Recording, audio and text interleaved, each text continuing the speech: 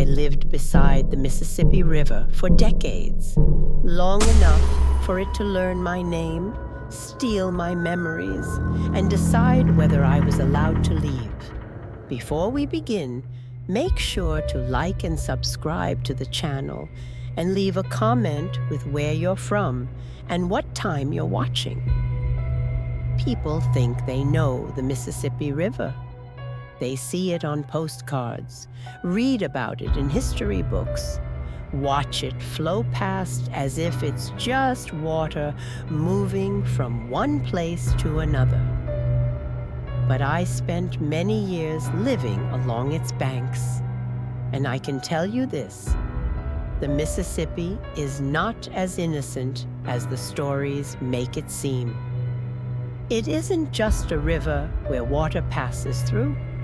Stories live in that current, and the river remembers them.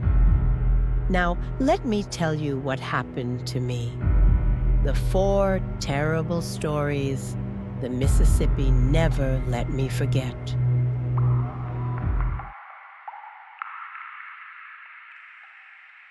The first story happened in the summer of 1987.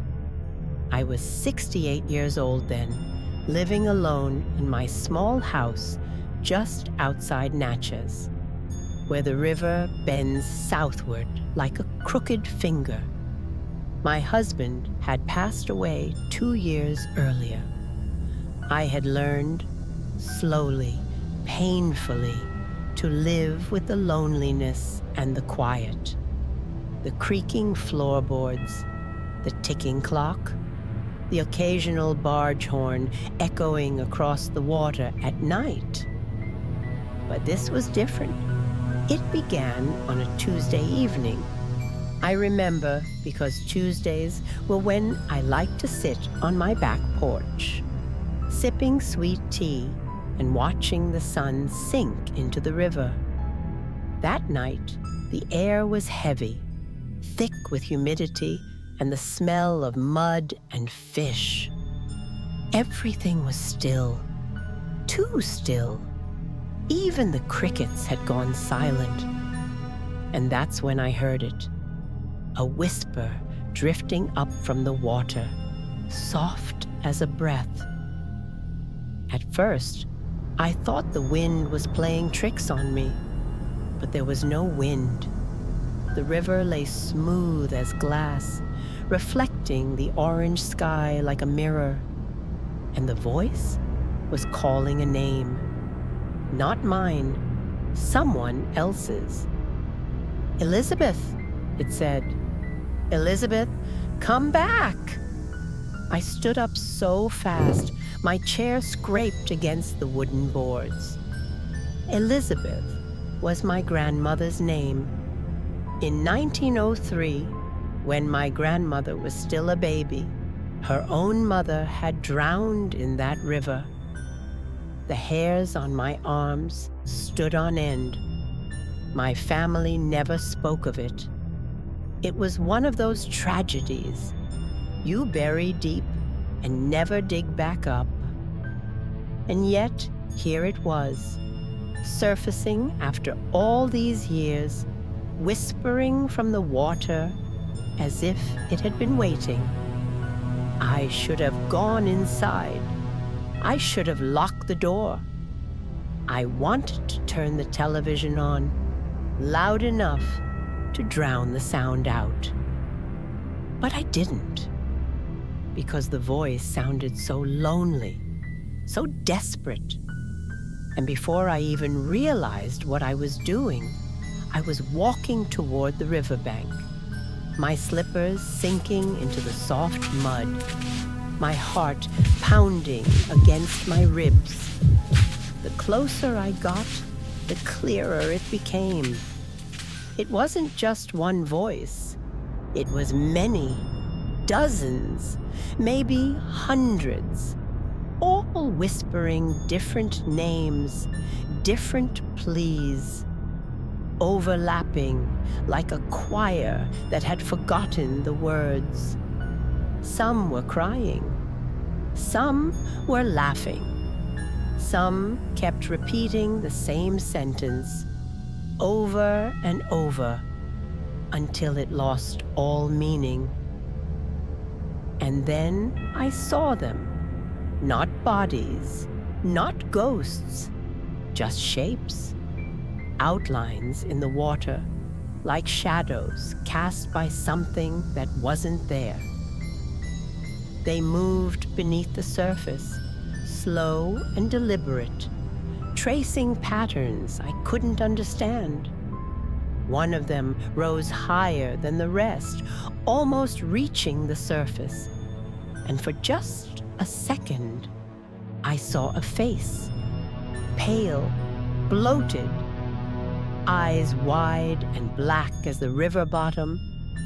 It looked at me, and it smiled. I ran. I don't care how old I was. I ran faster than I had in 30 years, back up that muddy bank, across my yard, and straight into my house. I slammed the door so hard, a picture frame fell off the wall and shattered. My hands were shaking. My breath came in ragged gasps. And through the kitchen window, I could still see the river, calm, quiet, empty. But I knew what I'd seen. The next morning, I went into town and asked around, tried to be casual about it, like I was just making conversation. Anyone ever hear strange things near the river? I asked the clerk at the hardware store. He gave me a look like I'd grown a second head. Strange how? He said. I didn't answer, but later that day, an old man sitting outside the diner overheard me talking to someone else about it. He leaned over, his voice low and scratchy. You heard the drowned, didn't you? I turned to him, and he nodded slowly, like he'd been expecting this conversation for years. They don't rest, he said. The ones the river takes. They stay down there, caught in the current, calling out to anyone who listens. Most people can't hear them, but some can. And once you do, they know you're listening. I asked him what that meant. He didn't answer, just tapped his temple and walked away. That night, I locked every door and window, closed the curtains, turned on every light in the house. But it didn't matter, because at exactly 9:47 p.m., the same time I'd first heard them, the whispering started again. Only now, it wasn't coming from the river. It was coming from inside my walls. I froze. The sound slithered through the house like water through cracks, seeping into every corner, every shadow. And this time, one of the voices said my name. Margaret, it whispered. Margaret, we've been waiting. Would you have stayed or run like I did? Tell me in the comments, because your answer matters more than you think. I grabbed my car keys and left. Didn't pack a bag, didn't leave a note. Just got in my car and drove to my daughter's house 2 towns over. I stayed there for 3 days, sleeping on her couch, jumping at every sound. She asked me what was wrong, but how could I explain? How could I tell her that the river had learned my name? On the 4th day, I went back. I had to. It was my home, my life. I wasn't going to let some voices chase me away. But when I opened the front door, I knew immediately something had changed. The house smelled like river water. That thick, muddy, rotting smell that clings to your clothes and skin. And in the hallway, leading from the back door to the kitchen, there were wet footprints, small, barefoot, child-sized. I followed them with my heart in my throat. They stopped in the middle of the kitchen floor, right where the linoleum met the wood. And next to the last print, scratched into the surface with something sharp, were 3 words: "We found you." I sold that house 2 weeks later, took the first offer I got, and moved inland, as far from the Mississippi as I could manage. I told myself I'd never go back, that I'd never set foot near that river again. But you know what haunts me most? It's not the voices, it's not the footprints or the writing on my floor. It's what I saw the night before I left. I woke up at 3 a.m. to the sound of dripping, slow, rhythmic. I turned on the lamp and looked around, searching for the source.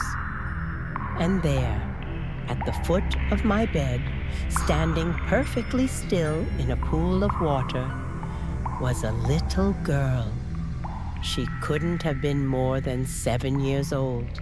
Her hair hung in wet ropes around her face. Her dress clung to her skin, soaked through and dripping onto my floor. And her eyes, they were black, not the iris, the whole eye, like someone had filled them with river water. She tilted her head and smiled. "Great-Grandma Elizabeth says hello," she whispered. And then she was gone, just vanished. But the water stayed, and in the morning, when I went to clean it up, I found something floating in the puddle. A locket, old, tarnished, the kind my great-grandmother used to wear in the photographs my mother kept hidden in a shoebox. I never opened it. I threw it in the trash and never looked back. But sometimes, late at night, when the air is thick and the world goes quiet, I still hear them, the voices, whispering my name from the drain, from the faucet, from anywhere water flows, because the Mississippi doesn't forget. And once it knows your name, it never lets you go.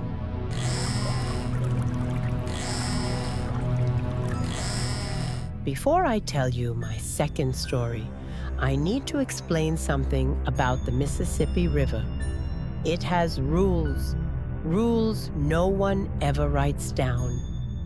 They don't appear in guidebooks, and they aren't taught in schools. You learn them by living here long enough, by watching what happens to those who don't. And the most important rule of all, never accept a journey you didn't ask for. I was forced to learn that lesson in the fall of 1992. I was 73 years old then, confident in my life experience, certain I had already seen everything. I was still strong enough to drive myself, and probably stubborn enough to refuse the help I should have been accepting. I suppose I was well on my way to becoming a cranky old woman. It was late October, and I had driven to Vicksburg to visit my sister. She lived in one of those old houses overlooking the river, with wraparound porches and shutters that rattled when the wind blew. We had a lovely evening. We ate dinner, shared stories, laughed at things that had happened so long ago. They felt like they belonged to entirely different people. But I stayed too late. The sun had set hours earlier, and when I said goodbye, fog was rolling in thick off the water. The drive home should have taken 40 minutes, straight up Highway 61, then onto the back roads that led to my house. Simple. I had done it 100 times. But that night, something went wrong. About 15 minutes into the drive, my car began to sputter. The engine coughed, hesitated, and then died completely. I pulled over to the side of the road where it ran parallel to the river and sat there in the dark, cursing under my breath. This was before cell phones, before GPS. It was just me, a dead car, and a long walk ahead of me. I didn't know the first thing about engines, but I got out anyway and lifted the hood. The fog was so thick I could barely see in front of me. It moved like something alive, curling around my ankles, pressing against my skin with a chill deeper than cold. And that's when I heard the voice, a low, rhythmic creaking, wood on water, oars moving through current. I turned toward the river, squinting into the fog, and saw it. A small boat, maybe 12 feet long, gliding toward the shore. No motor, no sail, just a single figure in the back, rowing with slow, deliberate strokes. The boat looked ancient, like something out of a Civil War photograph. Weathered wood, rusted nails, a lantern hanging from a post at the front, casting everything in sickly yellow light. The figure stopped rowing when the boat reached the muddy bank. He, or it, I couldn't tell which, stood up. Tall, too tall for the boat, wearing a long coat that hung past his knees and a wide-brimmed hat that shadowed his face completely. Need a ride? The voice was like gravel scraping across metal.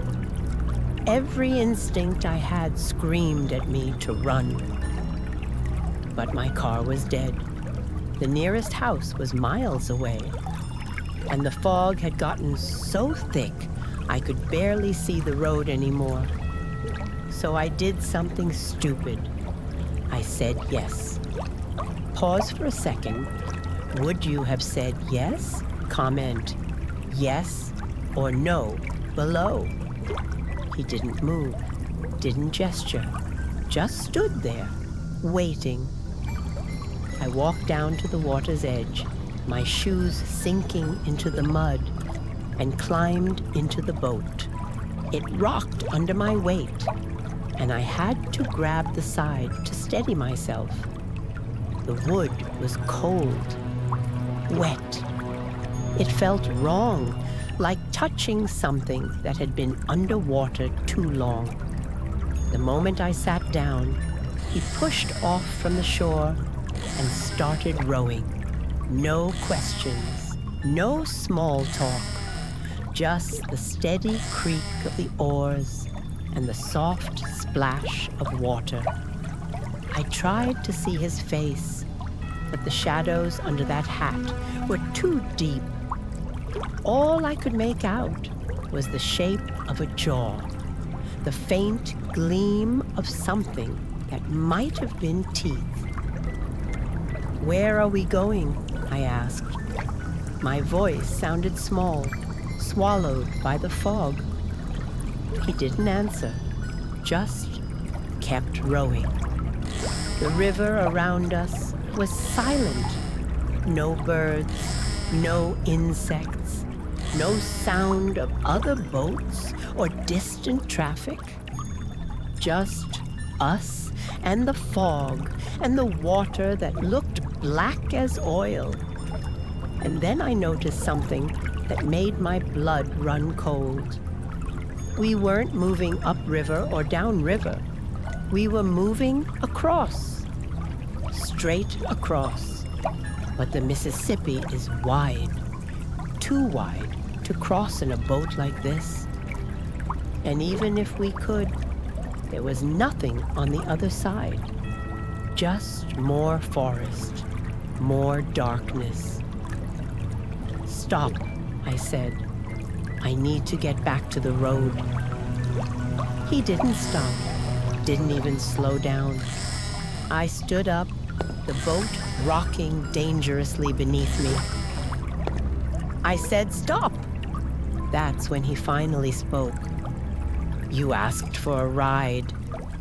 His voice had changed, deeper now, hollow, like it was coming from somewhere far away. "And a ride has a toll." "I don't have any money," I said. He laughed. It was the worst sound I'd ever heard. Not joyful, not cruel, just empty. "I don't want your money." The lantern at the front of the boat flickered, and in that brief moment of brighter light, I saw what was in the water around us. Faces, dozens of them, just beneath the surface, pressed against the underside of the current like they were trapped under ice. Pale, bloated, eyes wide and mouths open in silent screams. Some of them were reaching up, their fingers brushing the hull of the boat. I stumbled backward, nearly falling overboard, and the ferryman finally turned to look at me. I wish he hadn't. Under that hat, there was no face. Not anymore. Just bone. A skull, yellowed and cracked, with two empty sockets where eyes should have been. But something moved in those sockets. Something dark and wet and alive. "Everyone who rides pays the toll," he said. "The question is, what will you give?" My mind raced. I thought about jumping, swimming for shore, but I didn't know which way shore was anymore. The fog had swallowed everything, and those faces in the water, they were getting closer, rising higher. "What do you want?" I whispered. He tilted his head, considering. "A memory," he said. "One you treasure. One you'd never willingly give up. That's the toll. And if I refuse," he gestured to the water, "then you stay." The faces pressed harder against the surface. I could hear them now, faint and distant, calling out in languages I didn't understand. And I realized, with a horror that made my legs buckle, that they'd all been passengers once. People who couldn't or wouldn't pay. So I closed my eyes and I gave him what he wanted. I don't remember what memory I lost. That's how it works. You can't miss what you don't remember losing. But sometimes, late at night, I get this feeling, like there's a hole in my life, a space where something important used to be. I'll be looking through old photographs, and I'll see faces I should recognize but don't. I'll hear a song and feel a grief I can't explain. And I know it's gone. Whatever I gave him, it's gone forever. When I opened my eyes, I was standing on the side of the road. My car was running. The fog had lifted, and the sun was starting to rise over the trees. I drove home in silence.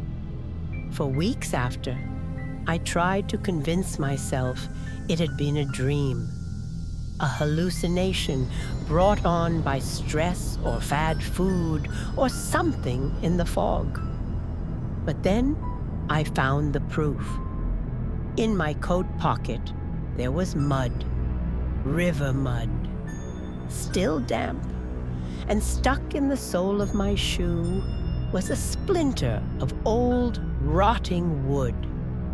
I never told anyone. Who would believe me? But I'll tell you this.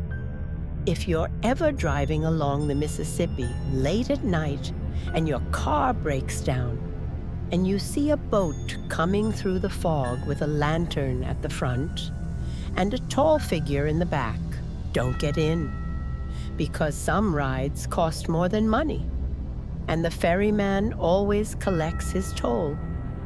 I still drive that same route sometimes. I know I shouldn't, but part of me can't help it. Maybe I'm looking for answers. Maybe I'm looking for what I lost. Or maybe deep down, I'm afraid that one day I'll see that boat again. And this time, he'll want more than just a memory.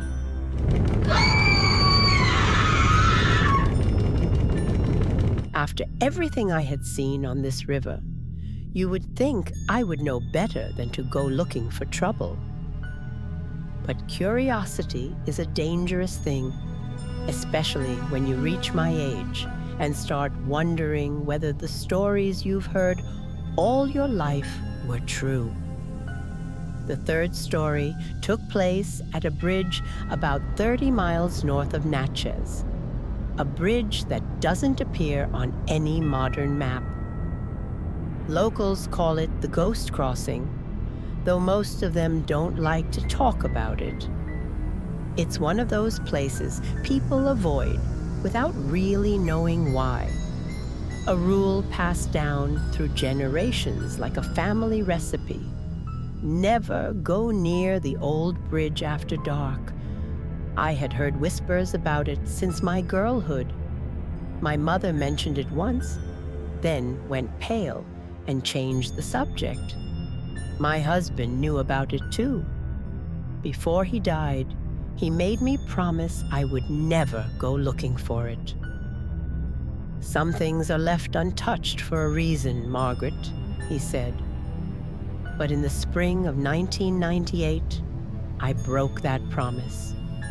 You may be wondering why I would make such a decision, but when you reach my age, you start trying to answer the questions you never could in your youth. It all began with a photograph I found while cleaning out my attic.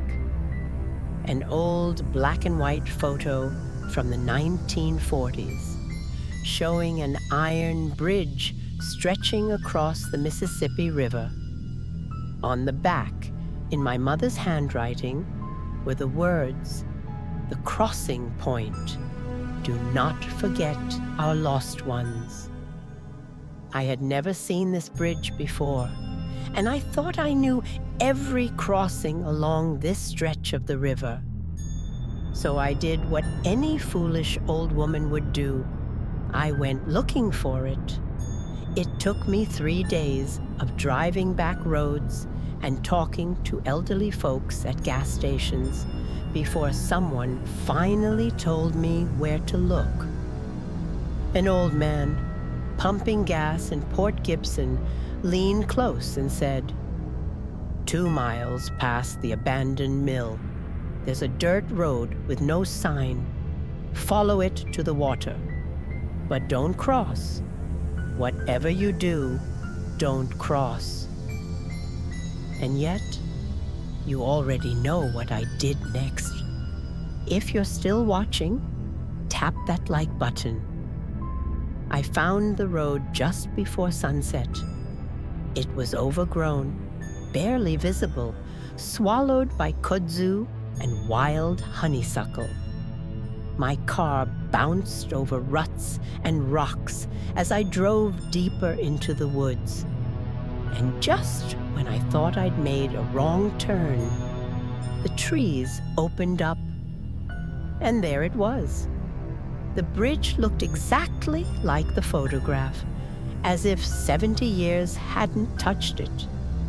Black iron beams crisscrossed overhead, forming a tunnel of shadows. Wooden planks, some missing, some rotting, stretched across the water.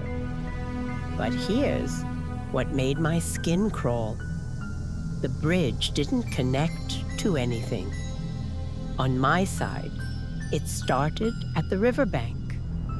But on the other side, it just ended, stopped midair about 20 feet from the opposite shore, like someone had cut it off with a giant saw. Below the broken end, the river churned in a way that didn't match the current anywhere else. Faster, angrier, like the water was trying to climb up and finish what someone had started. I got out of my car and walked to the entrance of the bridge. A chain hung across the first section with a rusted sign, "Condemned, do not cross." The metal was so old, the letters had nearly worn away. The smart thing would have been to take a picture and leave. But standing there, looking at that impossible bridge, I felt something pull at me. Not physically, deeper than that. Like a hook catching on something inside my chest, reeling me forward. I stepped over the chain. The wooden planks groaned under my weight.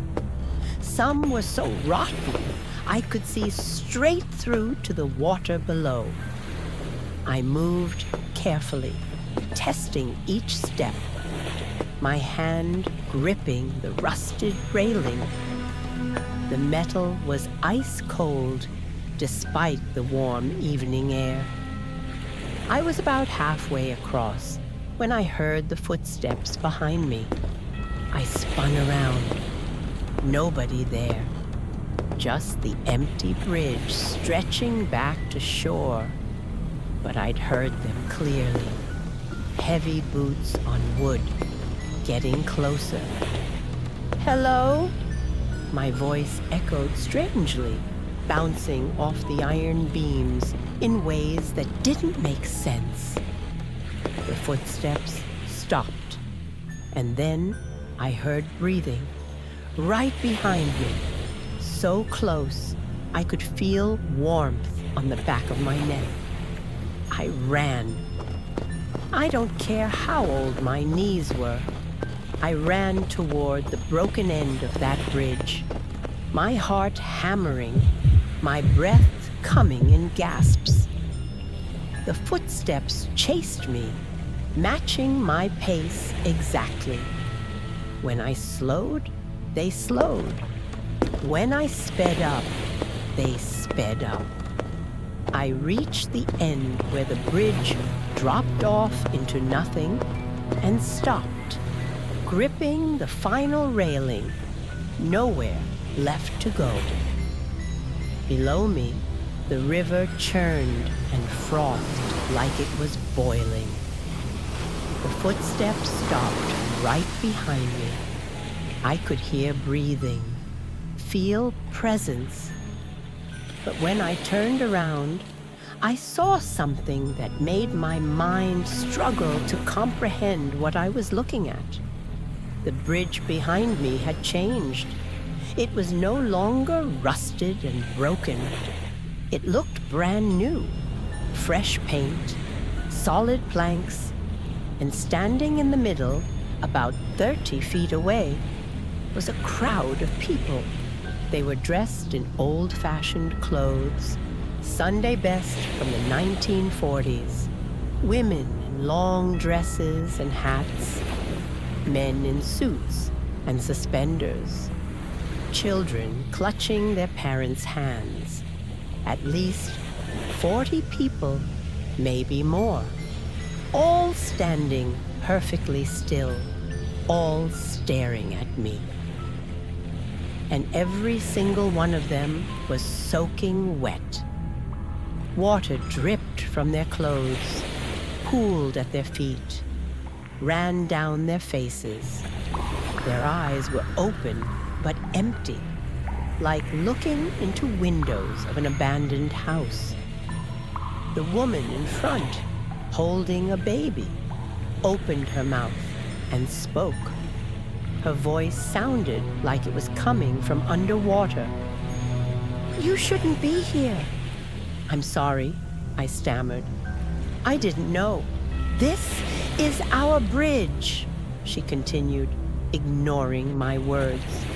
"We're waiting for them to finish it." "It's been finished for 70 years, I said. She shook her head slowly. Water flew from her hair in droplets that hung in the air for too long before falling. "No, they never finished. They never will. And so we wait." "What happened to you?" I whispered. The crowd shifted, moved forward as one, their feet making no sound on the planks. And that's when I noticed something that made my blood freeze. They weren't standing on the bridge. They were standing slightly above it, their feet hovering an inch over the wood. "The dedication ceremony," the woman said. "May 3rd, 1947. The whole town came to celebrate. The mayor gave a speech.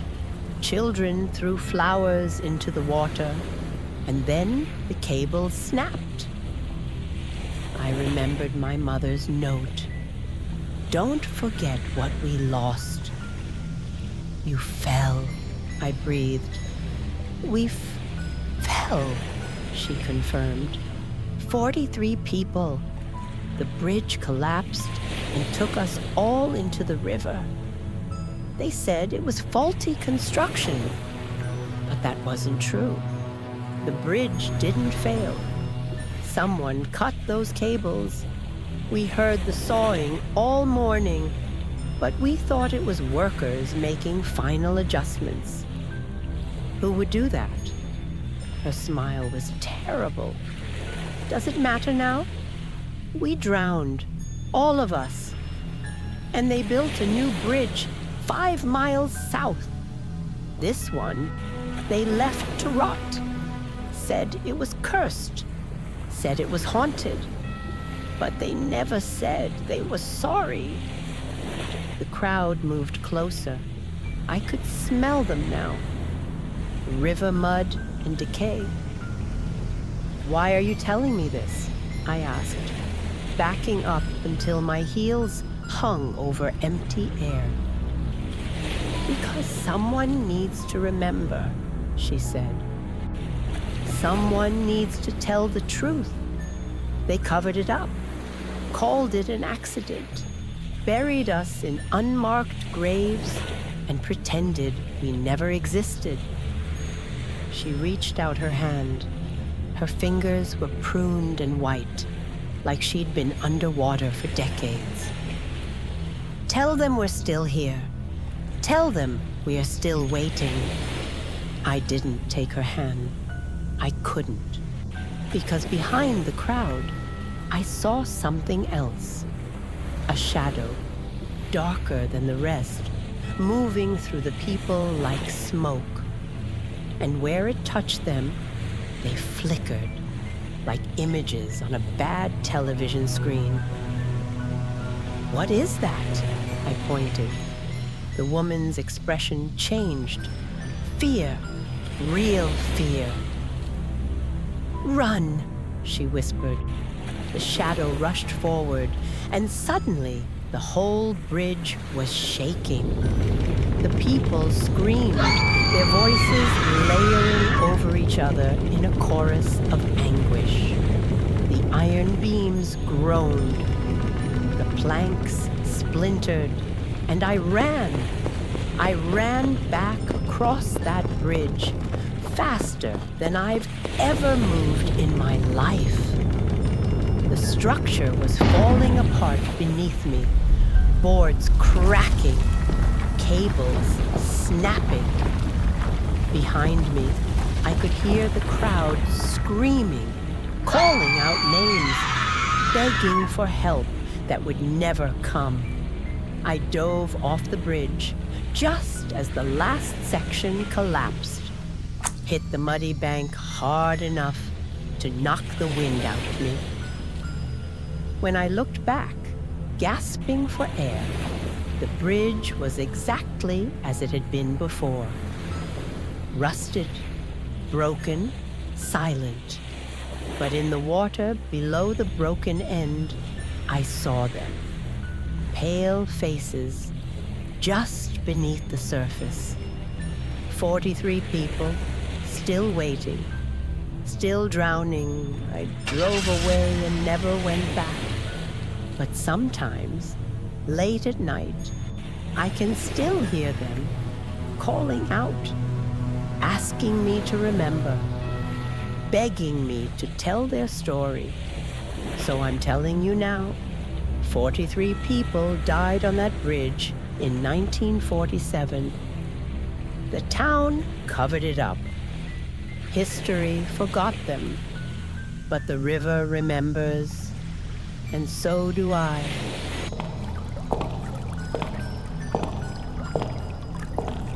Some lights are meant to guide you home.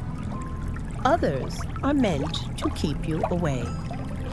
And then there are the lights that do both, depending on what you deserve. In the winter of 2003, when I was 84 years old, I took what I thought would be my last trip along the Mississippi River. My health was failing, my memories were fading, and I wanted to see the river one more time before I couldn't anymore. So I drove south from Natchez, following the curves of the water, watching the sun sink low over the trees. That's when I saw the lighthouse. Now, I know what you're thinking. There aren't any lighthouses on the Mississippi River. Not real ones, not working ones. And you'd be right. But there it was, standing on a small island about 100 yards from shore, its white tower rising against the darkening sky, its light sweeping across the water in slow, steady rotations. I pulled over and stared at it for a long time. The island wasn't on any map I'd ever seen. The lighthouse looked old, pre-Civil War at least, but it was in perfect condition. Fresh paint, clean windows, and that light, bright and warm, cutting through the growing darkness like a knife. I should have kept driving, but after everything I'd seen, everything I'd survived on this river, I felt pulled toward it, like it was calling specifically to me. There was a small dock nearby, half rotted and barely standing, but someone had left a rowboat tied to it. The oars were inside, resting against the seats, as if waiting. I knew better than to trust convenient boats on the Mississippi. I'd learned that lesson from the ferrymen. But this felt different. This felt like an invitation. I climbed in and rowed toward the island. The water was calm, almost unnaturally so. No current, no waves, just black glass reflecting the lighthouse beam as it swept over me again and again. Each time the light hit, I felt warmth spread through my chest, like I was being examined, measured, judged. When I reached the island, I pulled the boat onto a narrow strip of rocky beach and looked up at the lighthouse. Up close, it was even more impressive. The stones were fitted together with perfect precision. The door was solid oak with brass fittings that gleamed like they'd been polished that morning. I pushed the door open. It wasn't locked. Inside, a spiral staircase wound upward into darkness. Oil lamps hung on the walls, unlit but clean, their glass chimneys spotless. The air smelled of salt and oil and something else, something I couldn't quite place, like old books and dried flowers. I started climbing. My knees protested with every step, but I kept going. 1 floor, 2 floors, 3. The stairs seemed to go on forever, higher than any lighthouse should be. But I didn't stop until I reached the top. The light room was beautiful. Glass panels surrounded a massive Fresnel lens that rotated slowly on its axis, powered by a mechanism I couldn't identify.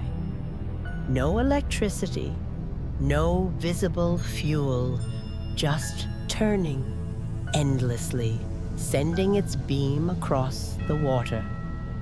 And standing beside the lens, looking out at the river, was a woman. She was young, maybe 30, wearing a simple dress from another era. Her hair was pulled back in a bun, and she held a logbook in her hands. She didn't seem surprised to see me. "You're late," she said softly. "Late for what?" I asked. She turned to face me, and I saw her eyes were the same color as the river at dawn, gray-green and ancient. "I've been waiting for you for a long time, Margaret." Hearing my name from a stranger's lips in that impossible place should have scared me, but it didn't. Instead, I felt something settle in my chest, a feeling I hadn't experienced in years. Peace. "Who are you?" I whispered. "I'm the keeper," she said. "I tend the light. I watch the river, and I wait for the ones who need to see." "See what?" She gestured to the window. "Look." I stepped forward and looked out at the Mississippi River, but it wasn't the river I knew. It was every version of it all at once. I saw steamboats and canoes and modern barges, all occupying the same water. I saw the shores change, buildings rise and fall, forests grow and burn. I saw people, thousands of them, living and dying along the banks, their lives flickering like candle flames. And I saw myself, every version of me that had ever stood beside this river. The girl learning to fish with my father. The young woman meeting my husband for the first time on a dock in Vicksburg. The mother teaching my daughter to skip stones. The widow sitting alone on my porch, watching the sun set. All of us, all those Margarets, existing simultaneously on the river's edge. "What is this place?" I breathed. "The river remembers everything," the keeper said. "Every moment, every person, every story. And this lighthouse, It shows you what the river has seen. It shows you the truth. Why me? Why now? She smiled sadly. Because you're one of the rare ones who can handle it. Most people who see the river's memories go mad. They can't bear the weight of all that history, all that suffering and joy and loss. But you've lived through enough to understand. You've seen the drowned and the ferryman and the bridge. You've earned the right to witness. She opened the logbook and showed me pages filled with names.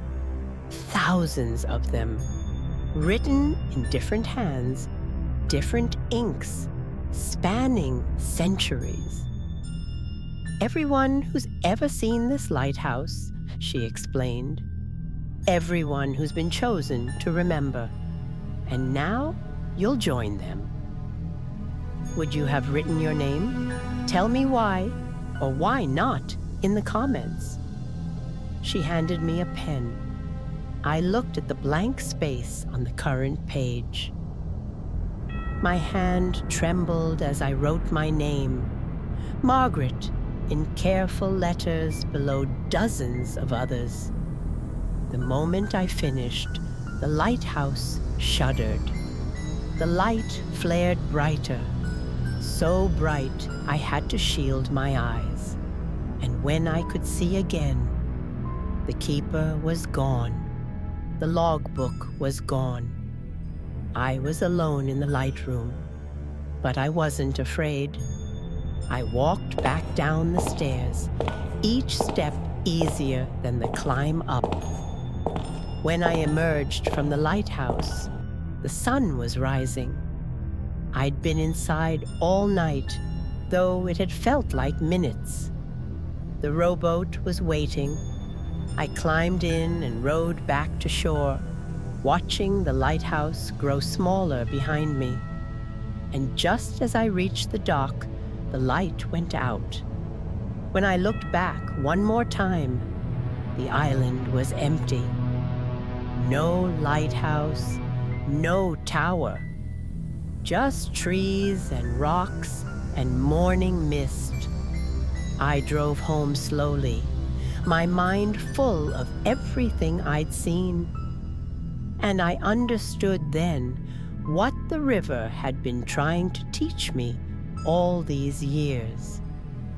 The Mississippi doesn't just flow from north to south.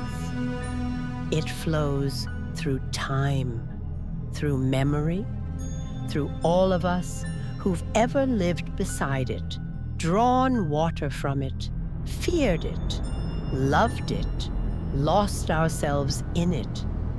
We are all part of the river's story, and the river is part of ours. If this story followed you this far, if you're still here, listening in the quiet, then maybe the river has whispered to you too. The Mississippi remembers every footstep along its banks, every secret lowered into its depths, every soul that lingered too long. So before you go, leave a mark. Like this video, so the story doesn't fade. Subscribe, so you don't miss the next memory the river decides to give back. And tell me in the comments,